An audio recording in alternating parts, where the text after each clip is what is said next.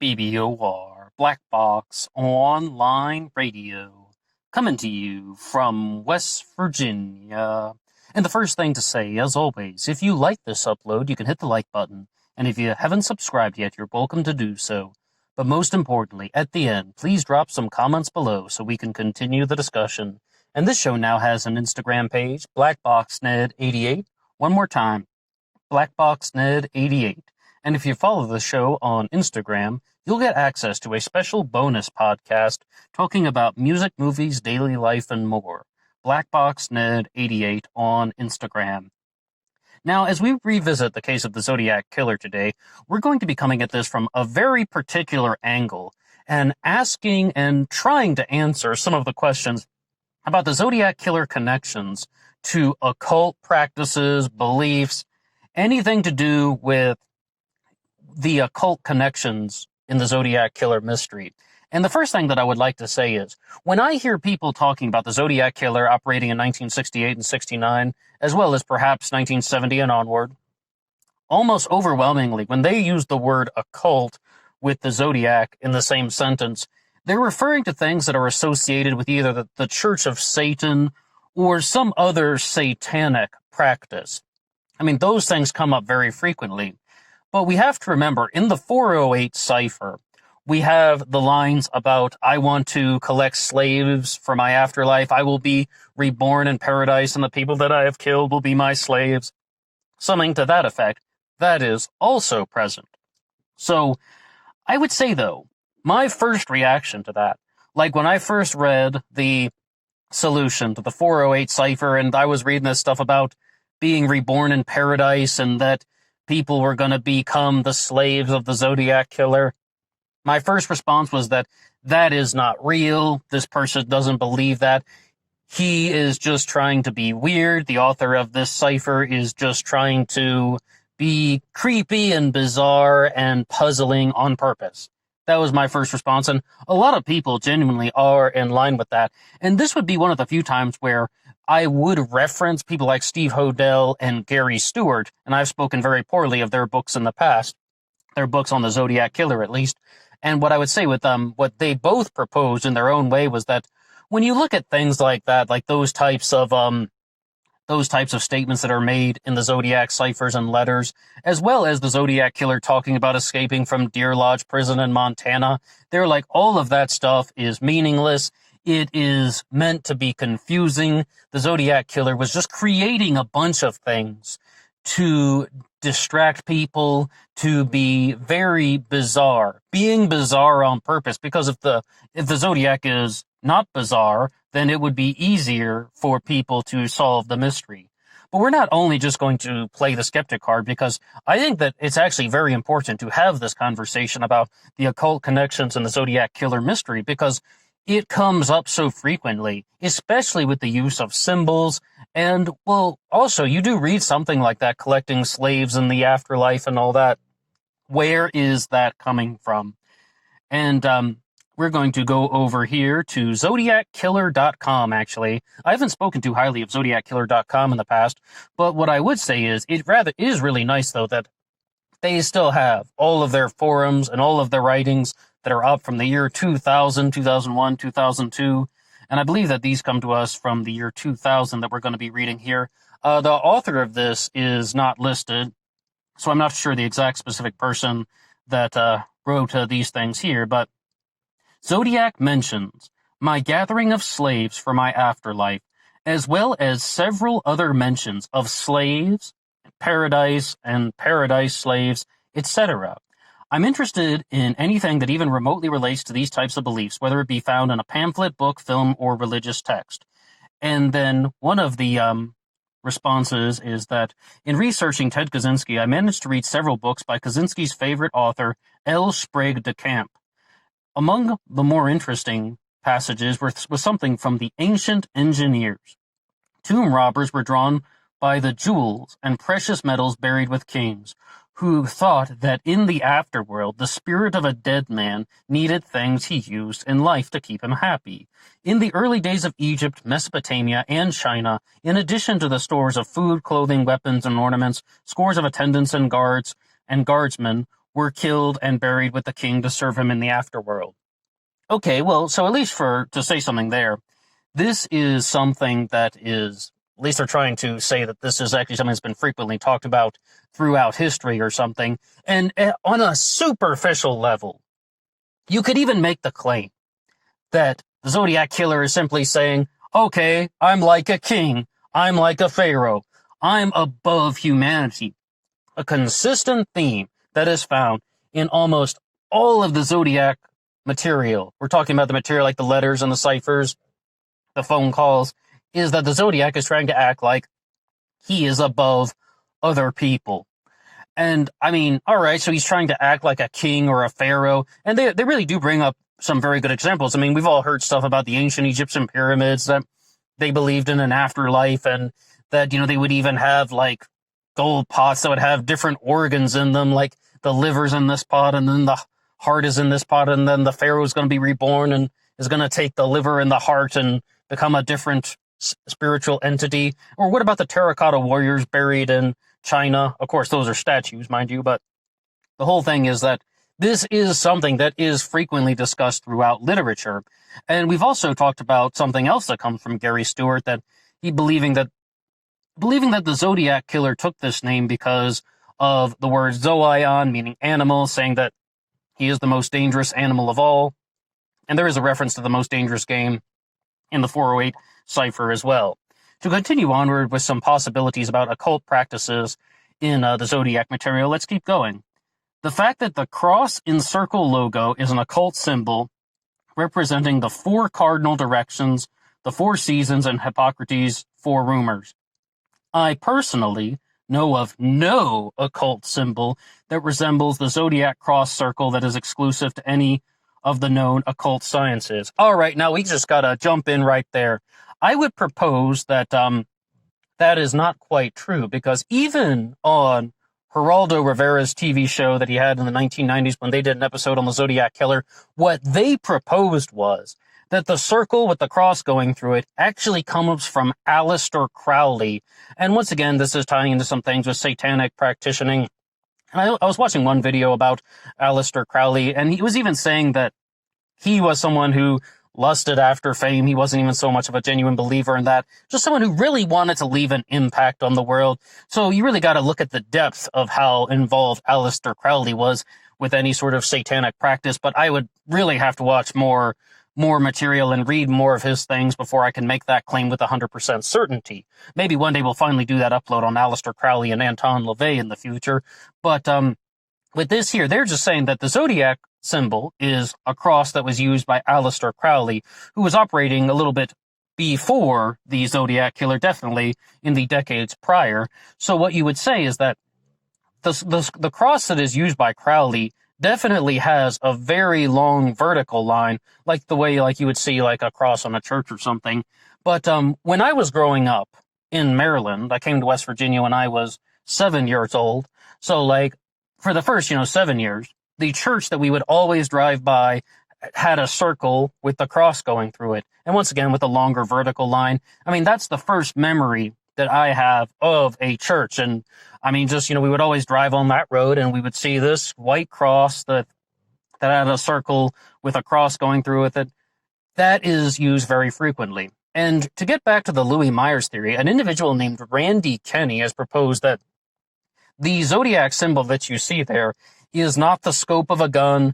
It is not anything to do with Satan or anything like that. It is a Celtic cross, because his suspect, Louis Myers, was someone who was very passionate about his Celtic heritage, and his Scottish heritage, to be very precise. When we say the word Celtic, he was passionate about his Scottish heritage, so he was fascinated with Celtic symbology.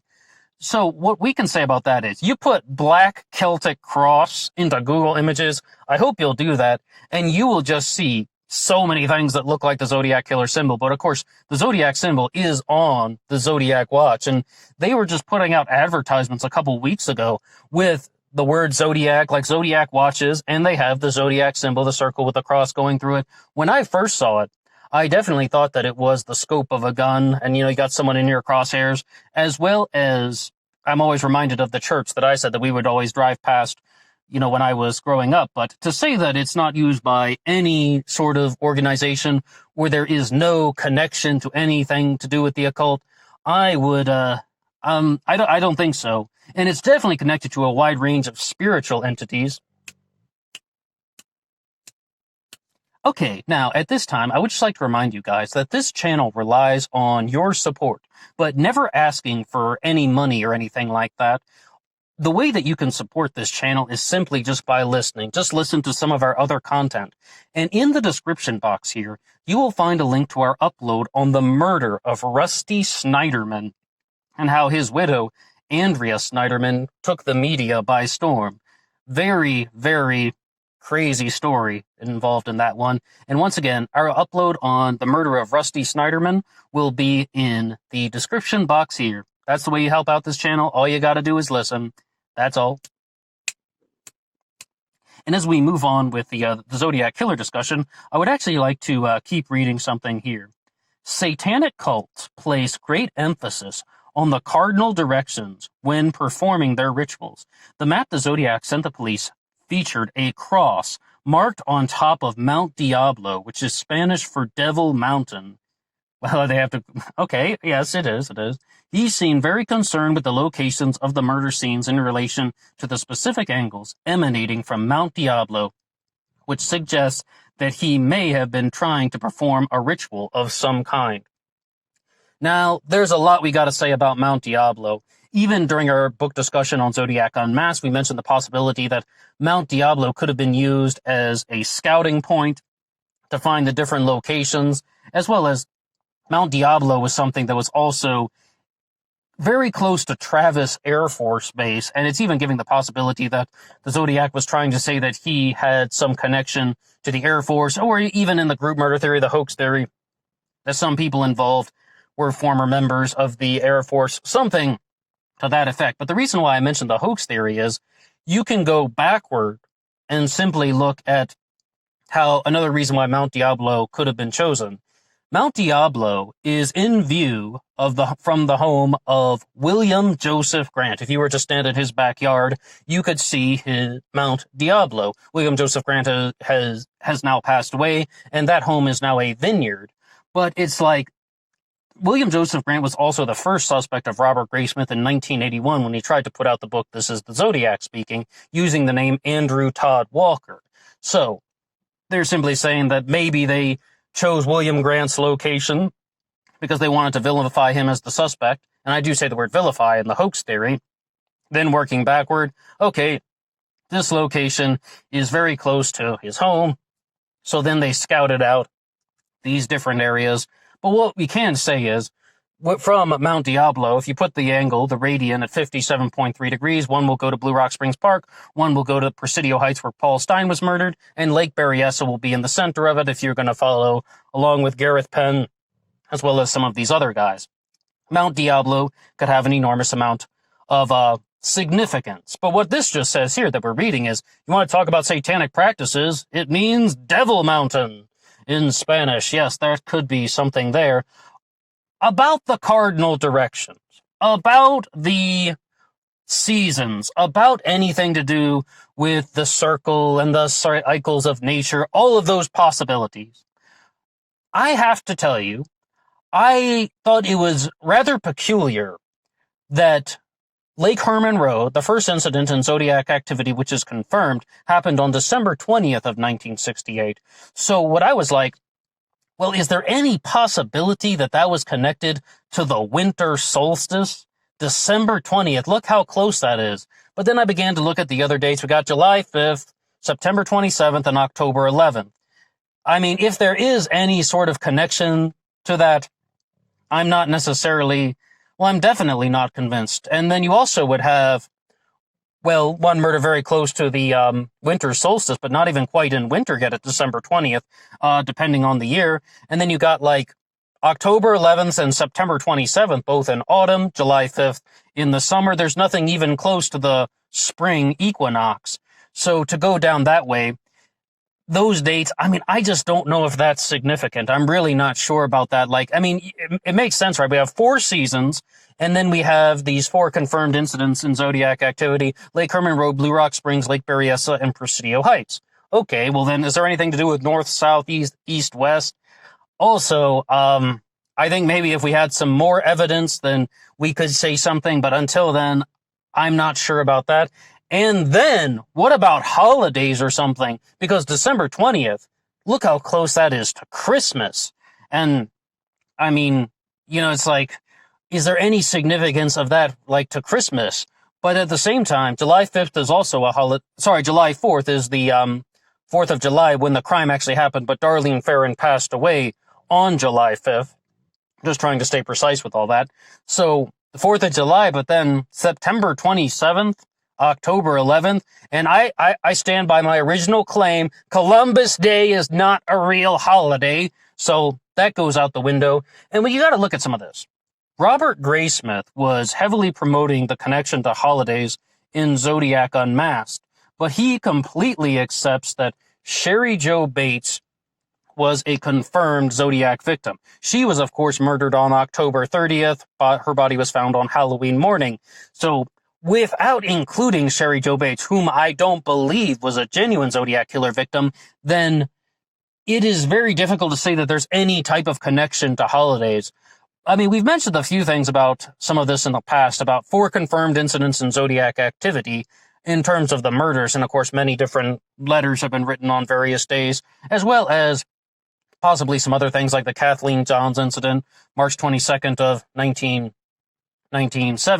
Well, I guess there is our springtime incident if we truly needed one, but I'm not convinced that Kathleen Johns was a genuine Zodiac killer victim because of the way in which that was perpetrated. But then that's starting to line up a little bit more with the seasonal issue, and you'd have to find some other things. Other people simply look at the symbol, and they say that if you put the cross through a circle, it will intersect at 4 different places, and that you have your 4 incidents in Zodiac activity, and there's also been an illustration where there are just other X's along the line, meaning that the Zodiac is mapping out things. Is it anywhere to say? Is it fair to say that the Zodiac killer, and whoever is behind the letters and the ciphers, we could be dealing with a group, was more focused on mathematics as opposed to occult practices? And I really just have to say that there is one final note. Based on how widely discussed things like Aleister Crowley were, and how frequently people mentioned Anton LaVey, I really think that the contemporary feelings of the time were pushing people to discuss some things about the Church of Satan, about satanic practices. But at the same time, I really don't think that these things were so widely believed that people would have committed murders in the name of some type of occult ritual. I mean, just because some people are dabbling in witchcraft like Darlene Ferrin, as they report, that does not mean that these things run so deep into the concept of a cult or a shadow network, or even into people who are genuine practitioners of these rituals and for anything other than entertainment. And we mentioned some of this during our upload on Donald Lee Booyak. Thank you to everybody who checked that one out, mind you, as well as the one on the psychological profile of Hal Snook. Big thank you to you guys. You guys left some awesome comments. But the thing that I would just really like to reinforce is, when it comes to the possibility that there is any sort of occult ritual going on with the Zodiac killer mystery, I'm tempted to say that if there is, it's probably just very general, or there is the possibility that this is all just fabricated to sound confusing on purpose so people will never be able to figure it out. And if you're going to entertain something like Hal Snook being involved, I think he would have been the person to do that. But another thing that we should just always bear in mind is, I mean, I'm starting to go down the pathway more that the Zodiac was someone who had a much higher understanding of mathematics than I had previously given him credit for. When we did some of the Gareth Penn things, I was just like, okay, so maybe the guy picked up a math book once or twice. Why does he have to be some sort of PhD?